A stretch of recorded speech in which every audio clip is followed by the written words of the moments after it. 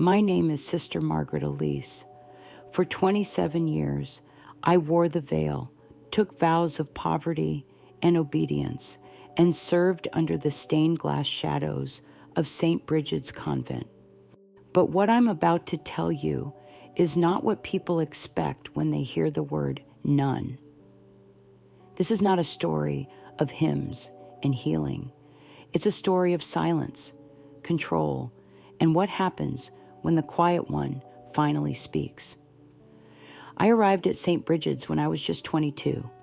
I wasn't running from something. I was running to something, a place with structure, purpose, safety. My mother had passed the year before, and my father had remarried a woman who made it clear I was an afterthought. The church, in contrast, welcomed me. They told me I was chosen, special, Mother Superior. Agnes was tall, elegant, and terrifying in the way thunder is terrifying. She never raised her voice, but she didn't need to. The halls seemed to still when she passed. She took an interest in me immediately. "You're obedient," she said once, her eyes scanning me like I was an unmarked book. "You'll go far here." I didn't know what that meant. At first, convent life felt like a sanctuary. The routine was comforting. Morning prayers, kitchen duties, scripture study, evening reflections. The quiet had a rhythm. I slept well. I didn't miss the world. But slowly, cracks began to show. Sister Bernadette, one of the older nuns, disappeared one spring. No warning, no goodbye, just an empty cell and a vague explanation. She was called elsewhere. When I asked questions, I was told not to pry. Months later, I was assigned to clean out Sister Bernadette's old room. In the back of the wardrobe, hidden behind a moth-eaten robe, I found a torn journal page. They watch everything, even the dreams. Don't trust the walls. I showed it to Mother Agnes. She burned it in front of me. "You imagined this," she said. That was the first time I truly felt afraid. I began to notice more. Whispers late at night, locked doors where none had been before, sisters sent on missions who never returned, and the way Mother Agnes spoke about Synod as something to forgive, but something to fear. One evening, I overheard a conversation in the library, two visiting clergy. One of them said, "Agnes has too much power here. Someone needs to intervene before another girl disappears." When they left, I found a list tucked inside one of the hymnals. Names, dates, all women who had come to St. Brigid's in the last 2 decades. Many had left for other assignments. Some had gone back to the world. A few had simply vanished. My name was on the list. Next to it, ready, awaiting evaluation. I didn't sleep that night. The next morning, I woke before the chapel bells. I knelt beside my cot, hands clasped, lips unmoving. I wasn't praying. I was listening for footsteps, for voices, for the creak of the hallway door that might signal I was no longer free to leave. Nothing came. That day, I went about my duties like nothing had changed. Scrubbed vegetables in the kitchen, tended the herbs in the courtyard, assisted Sister Catherine with the linen rotation. But everything felt different. Every glance from another sister felt weighted. Every closed door felt sealed. I didn't know who to trust. Sister Claire had always been kind, soft-spoken, thoughtful, quick to offer tea, and slower still to judge. I waited until we were alone, folding altar cloths. "Claire," I said quietly, "have you ever heard of Sister Bernadette's journal?" Her hands paused. "I didn't ask about it," she said, "and neither should you. But..." She looked at me then, really looked. Her eyes were sharp beneath the soft veil. "If you want to stay, you stay silent. If you want to leave, you better have a plan." That night, I didn't sleep again. Instead, I found the courage to do something I hadn't dared before. I snuck into the rectory archives. The keys were kept on a loop in the sacristy, rarely attended past 9 p.m. I waited in the shadows until the last sister extinguished the hallway candle. Then I moved. Inside the archives, the air was dry and heavy with dust. The shelves groaned under the weight of decades of files, baptismal records, donation ledgers, personnel folders. I found the file labeled Transfers Internal. Inside, dozens of names, some crossed out. Margins marked with strange codes. MB had a red X. TH had a gold star. Then ME Margaret Elise. Next to mine, special reassignment, pending approval from central authority. That was not standard language. On impulse, I grabbed the entire file and slipped it into my apron. As I turned to leave, I heard it, the unmistakable click of the archive door shutting behind me. I wasn't alone. Looking for something, sister. Mother Agnes. She stood just inside the door, candle in hand, casting a long shadow. She didn't look angry. She looked tired, like a teacher disappointed in a favorite student. I thought you might come here eventually, she said. Curiosity is a dangerous sin. I want to know the truth, I said, my voice thin. She stepped closer. The truth is that we do what we must to protect the sanctity of this order. Some women come here thinking they want the quiet life, but they don't. They want safety without sacrifice. They want to run, but still hold the reins. And that is chaos. What happened to Sister Bernadette? I asked. She tilted her head. She made a choice, one that wasn't hers to make. What does that mean? It means, she said, that some doors, once opened, don't lead back to peace. Then she smiled, and she walked away. The door clicked open and shut behind her. I stood in the dark, holding the file like it was a lifeline. She hadn't taken it. She'd let me walk away with it. But why? Back in my cell, I read every line, every annotation. Some women had been transferred to other convents, others placed into discreet long-term accommodations. Some were marked EX, a term I didn't understand until I found the addendum. EX, excommunicated under sealed protocol, grounds behavioral divergence, knowledge breach. The church had erased them, and I was next. For the next 2 days, I acted as if nothing had happened. I kept the file hidden beneath the floorboard in my cell, wrapped in an old pillowcase. I didn't know how much time I had, but I knew I had to do something before they moved me or silenced me. On the third night, a knock came, not at the door, at the window. I slipped out of bed, heart thudding. When I lifted the curtain, I saw Sister Claire, her face pale in the moonlight. She held up a finger to her lips and motioned for me to follow. Barefoot and shivering, I met her behind the chapel. She was already lighting a candle beneath a stone overhang. I know what you found, she whispered. Why didn't you warn me? I did, she said, but you weren't ready to hear it. She pulled something from her pocket, a rosary. At first glance, it was ordinary wooden beads worn from prayer. But in place of the usual crucifix was a tiny key. To the bell tower, she said. There's a trapdoor behind the hymn shelves. Inside is a ledger. It's old, hidden for a reason. If you want proof, real proof, you'll find it there. Why are you helping me? Her face hardened. Because they took my sister 20 years ago, said she left to pursue another calling. She wrote me once, a single postcard from Ohio, then nothing. Claire placed the key in my hand and disappeared into the dark. That night, I barely breathed. At dawn, While the others gathered for prayer, I slipped into the chapel and pretended to refill the candle oil.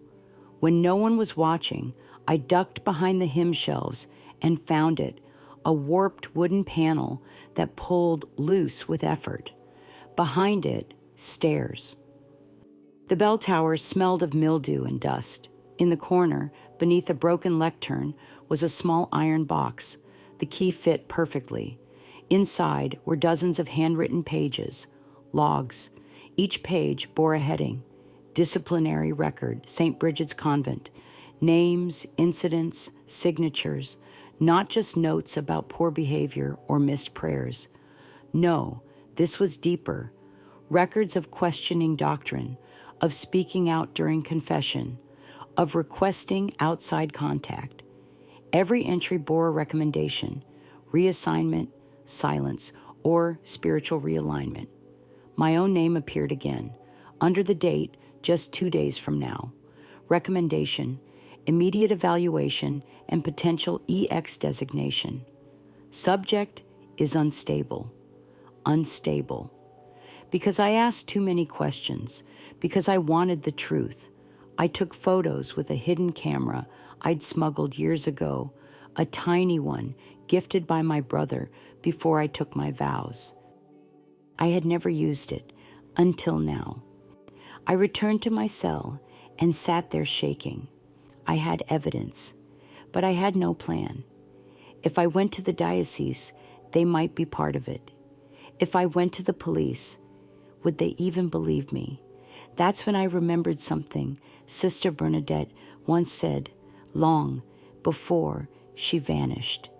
If you ever find yourself buried in truth with no one to carry it, write it down and send it to someone who can't ignore it.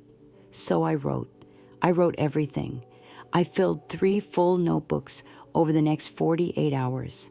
I wrote in tiny, careful script, documenting everything. Sister Bernadette, the ledger, the coded files, the whispered conversations, Mother Agnes's warnings. I included dates, names, locations, even the serial number on the file box, every shred of truth laid out in ink. Then I sealed the notebooks in brown envelopes, marked only with crosses drawn in pencil.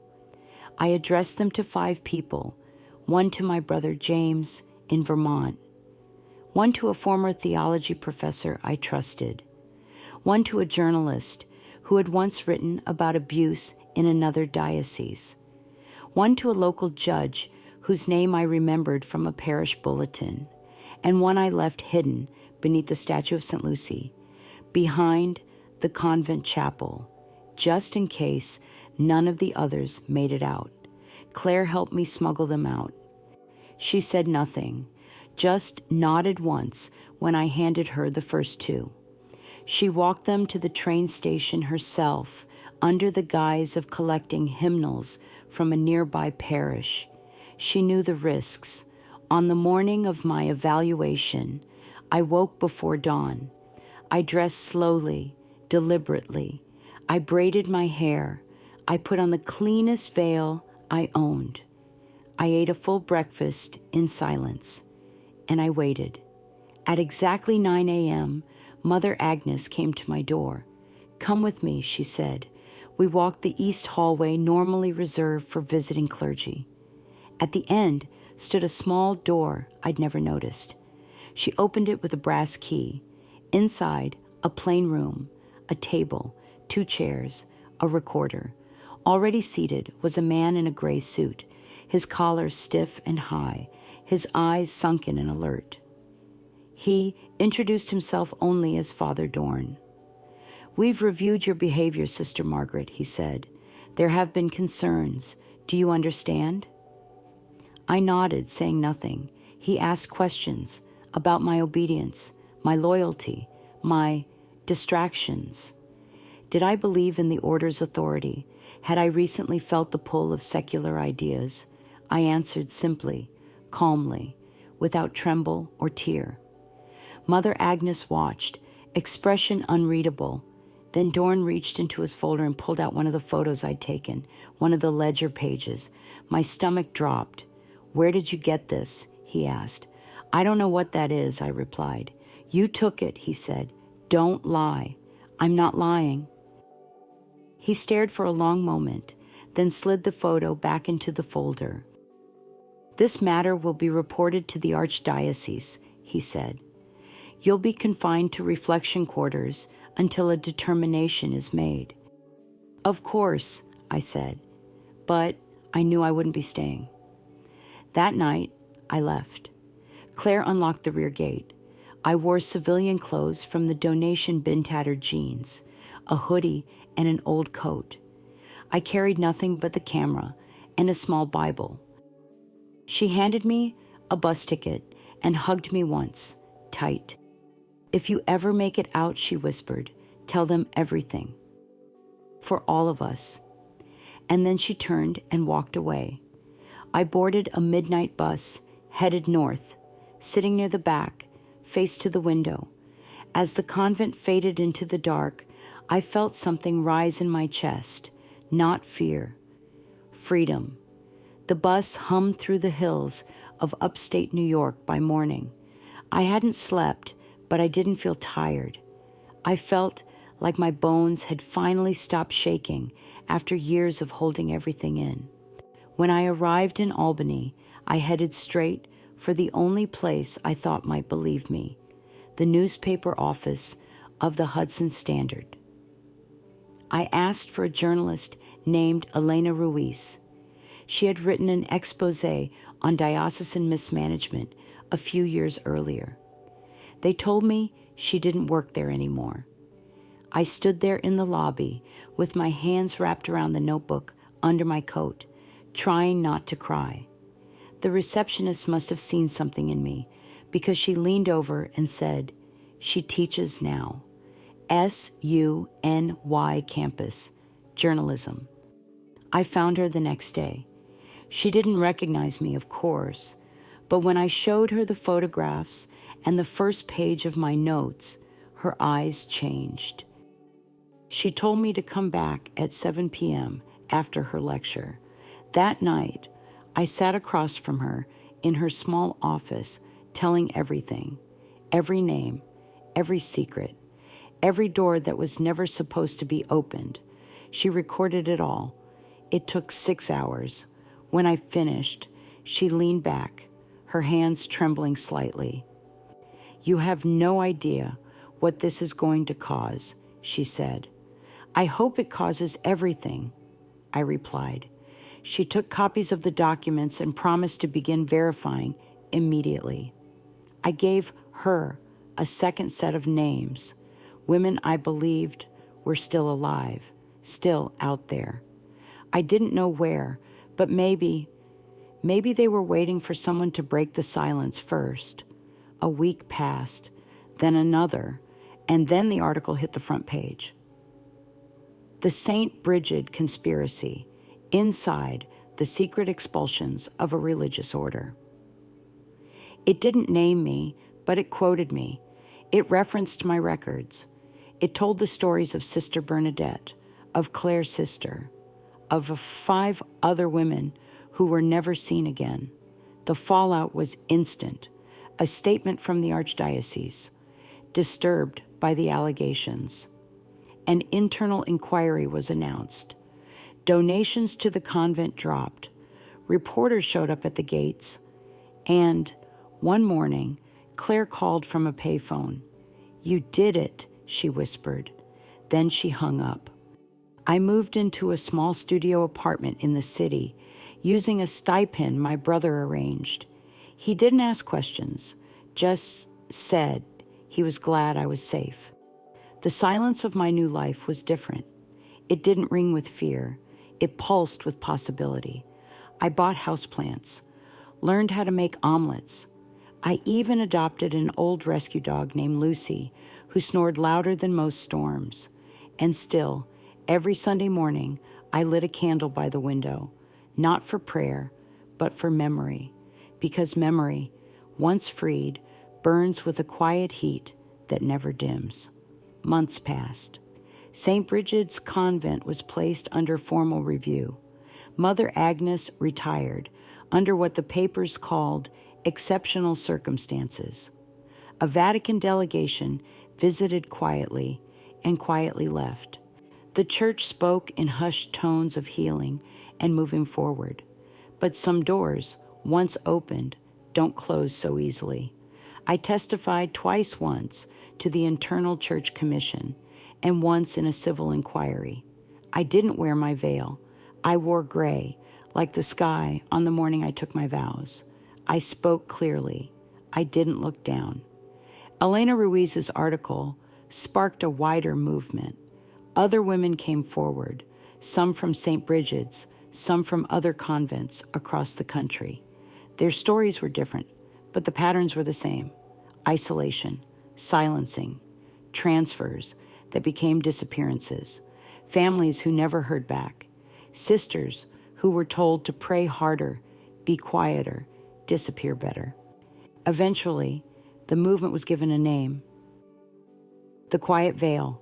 A documentary was made, a class action suit filed.